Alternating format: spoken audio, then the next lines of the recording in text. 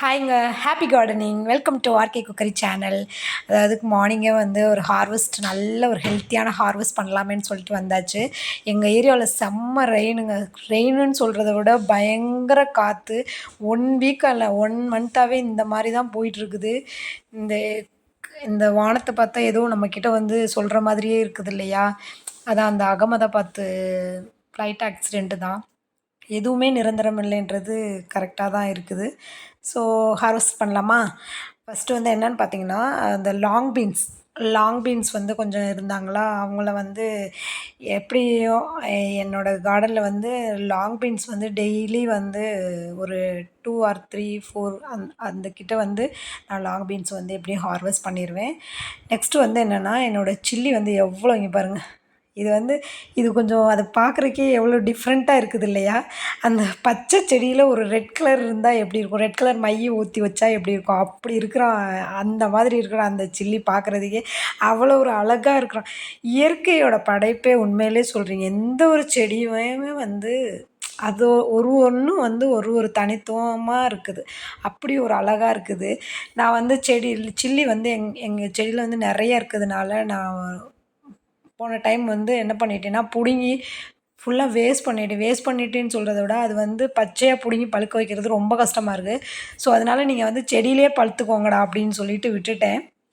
So, அத வந்து செடியிலேயே புடுங்கும்போது, இது ஒரு கொஞ்சம் டிஃப்ரெண்ட்டான ஃபீலிங்கா தான் இருக்குது. ஏன்னா, அத பார்க்கறக்கு ரொம்ப அழகா இருக்கு. ஒரு பச்சை பசேல்ன்னு இருக்குதுல்ல, ஒரு ரெட் கலர் இருந்தா எப்படி இருக்கும்? அப்படி ஒரு அழகா இருக்குது. ஸோ, இது வந்து ஒரே ஒரு செடி தாங்க. இந்த மிளகா செடி ஒரே ஒரு செடி தான். பட் ஆனா, இது ஒரு வகையான சில்லி. பட் நேம் எனக்கு அவ்வளவா தெரியல. நீங்களே வச்சுக்கோங்க. ஸோ, அதனால வந்து நெறைய இருந்தான். நெறைய பழுத்துட்டான். பழுத்து என்கிட்ட இந்த சில்லி பழுத்தே வந்து அவ்வளோ வச்சுட்ருக்கிறேன். ஸோ, வந்து இந்த தடவ வந்து நான் பழுக்க விட்டு ஹார்வெஸ்ட் பண்ணியாச்சு. நெக்ஸ்ட்டு வந்து நம்ம வெண்டைக்காய் செடி. அவன் வந்து என்னன்னா, ஹார்வெஸ்ட் பண்ணி நல்லா தான் பண்ணிட்டுருந்தான். இப்போ என்னமோ தெரியல, காய் வந்து ரொம்ப கம்மியாயிட்டான். ஸோ, எனக்கு தெரிஞ்சு அவனோட ஹார்வெஸ்டிங் ஃபினிஷ் ஆயிடுச்சு. மேக்ஸிமம் குடுக்குற அளவுக்கு குடுத்துட்டான். சரி போங்கடான்னு அப்படின்னு நானும் விட்டுட்டேன். ஏதோ குடுக்குறது வரைக்கும் குடுங்க. மத்தத பார்த்துக்கலாம் அப்படின்னு சொல்லிட்டு, அவன கட் பண்ணிவிட்டு நெக்ஸ்ட்டு ட்ரை பண்ணணும். அப்புறம் வந்து கொஞ்சம் என்னென்னா பார்த்தீங்கன்னா, கொத்தவரங்காய். இவன் பாருங்க எவ்வளோ நீளமா ஒரே ஒரு செடி மட்டும் பயங்கர அந்த ஒரு பைப்பு அதுக்கு வந்து சப்போர்ட்டுக்கு குடுத்துருக்கிறேன். அந்த பைப் அளவுக்கு வந்து வளர்ந்துட்டான். நல்லா க்ரோ ஆயிட்டான். அது வந்து என்ன பண்ணிட்டேன்னா, நான் வந்து எல்லாமே பக்கத்துல போட்டுட்டேன். ஸோ, அதனால ஒரு 4, 5 செடிங்க வந்து ஸ்பாயில் ஆயிடுச்சு. பட் மத்ததெல்லாம் சூப்பராவே வந்துட்டாங்க. ஆக்சுவலா எனக்கு என்ன டவுட்டுன்னா, அந்த கொத்தவரங்காய் வந்து இப்படி தான் சின்னதா வளருவாங்களா? இல்ல போக போக தான் பெருசு பெருசா காய் தருவாங்களான்னு எனக்கு தெரியல. பட் ஆனா ஒர்த்துனா அப்படி ஒரு ஒர்த்துங்க. பாருங்க ஒரு செடியில அவ்வளோ காய் புடிச்சு குடுத்துருக்கானுங்க. நல்லாவே காய் தர்றானுங்க. இங்க பாருங்க. நான் வந்து கட்டர் எடுத்துட்டு வராம வந்துட்டேன். கையில வந்து என்னால பிக் பண்ணுறதுக்குவே பயம். ஏன் பயம்னா, அவன் அந்த அந்த கொத்தவரங்காய் செடி வந்து அவ்வளோ ஒரு மென்மையா இருக்கிறானுங்க. அவ்வளோ ஒரு சாஃப்ட்டா இருக்கிறானுங்க. அதோட ஸ்டெம்மு இப்படி புடிச்சு இழுத்தாவே கீழ உடைஞ்சிருவானுங்க போல. இவங்க கிட்டலாம் வந்து இந்த காத்து அப்படி அடிக்கிறாய்ங்க. இவங்க கிட்டலாம் எப்படியோ ஒண்ணு தப்பிச்சு வந்துட்டானுங்க. சூப்பரா வளர்ந்து, சூப்பரா காய் குடுத்துறாய்ங்க. ஸோ, உங்க வீட்ல கார்டன் இருந்துச்சுன்னா, கன்ஃபார்மா கொத்தவரங்காய் வைங்க. ஒர்த்தான ஒரு வெஜிடபிள். நெக்ஸ்ட் வந்து நம்ம செல்லக்குட்டி.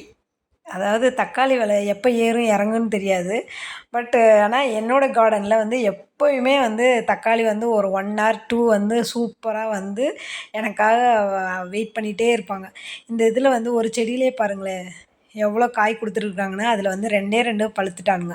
ஸோ, அவங்கள மட்டும் கட் பண்ணி நாங்க வாங்கடா போலாம் செல்லக்குட்டிங்களா அப்படின்னு சொல்லிட்டு எடுத்தாச்சு.